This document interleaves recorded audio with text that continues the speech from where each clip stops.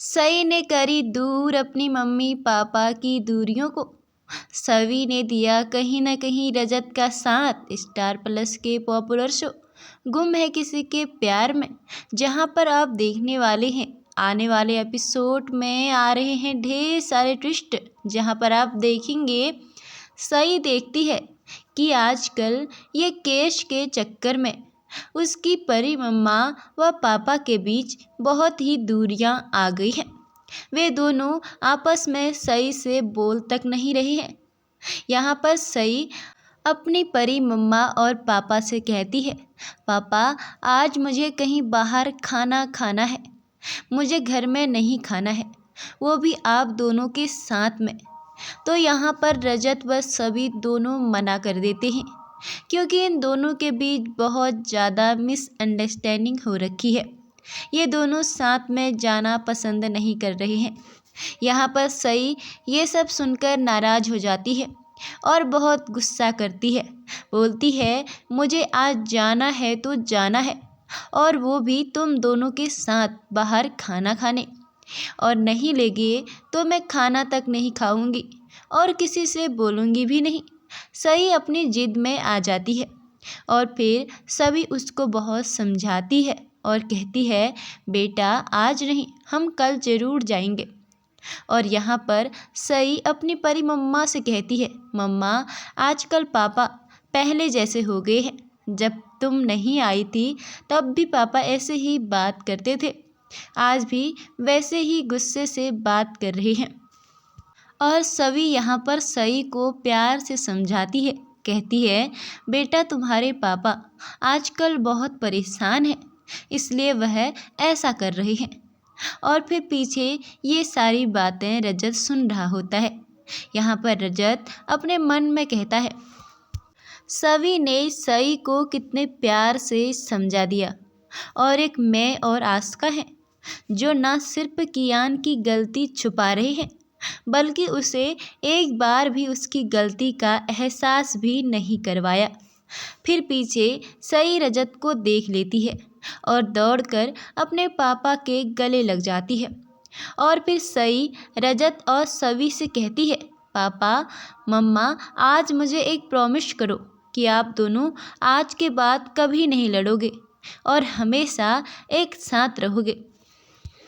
तो सवी बोलती है, हाँ बेटा, हम कभी नहीं लड़ेंगे और ऐसा कभी नहीं करेंगे।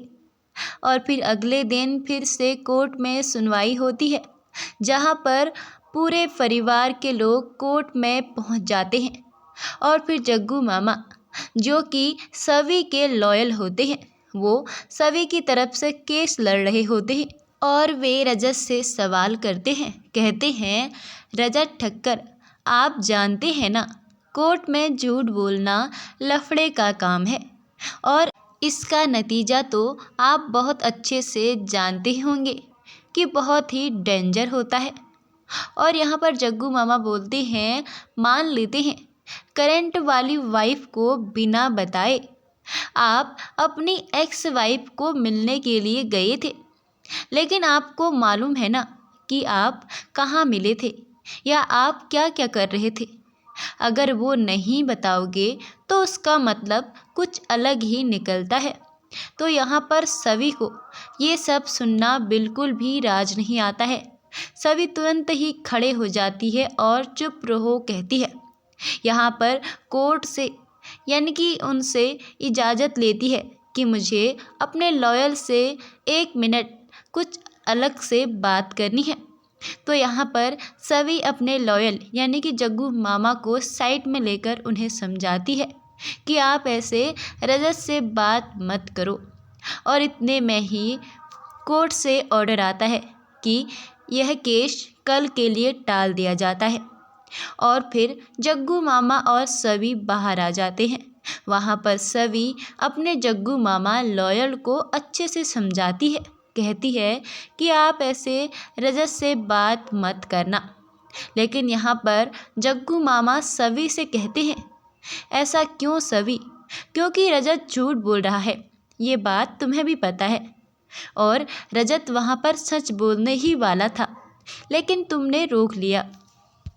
और यहाँ पर सवी बोलती है, रजत आई को हॉस्पिटल लेकर गया और उन्हें संभाला, लेकिन मुझे बुरा इस बात का लग रहा है कि आस्का को बचाने के चक्कर में इतना बड़ा झूठ बोलने के लिए भी तैयार हो गए। वो शायद हमारे रिश्ते की इज्जत भी नहीं करते हैं, लेकिन मैं तो करती हूँ ना, क्योंकि इस रिश्ते में हम नहीं, हमारा परिवार भी है और हमारी बच्ची भी है। आप रजत से ऐसे सवाल मत पूछिएगा, तो उन पर कीचड़ उछलेगी और उसका असर सिर्फ उन पर या मुझ पर नहीं, बल्कि हमारे पूरे परिवार पर पड़ेगा। और फिर यहाँ पर जग्गू मामा कहते हैं कि सवी तुम टेंशन मत लो, अब ऐसे सवाल नहीं करेंगे। क्या रजत अपनी एक्स वाइफ का साथ देकर सही कर रहा है? आपको क्या लगता है? अपना ओपिनियन कमेंट के जरिए ज़रूर बताइएगा और आगे का एपिसोड देखने के लिए हमारे चैनल को सब्सक्राइब ज़रूर करें।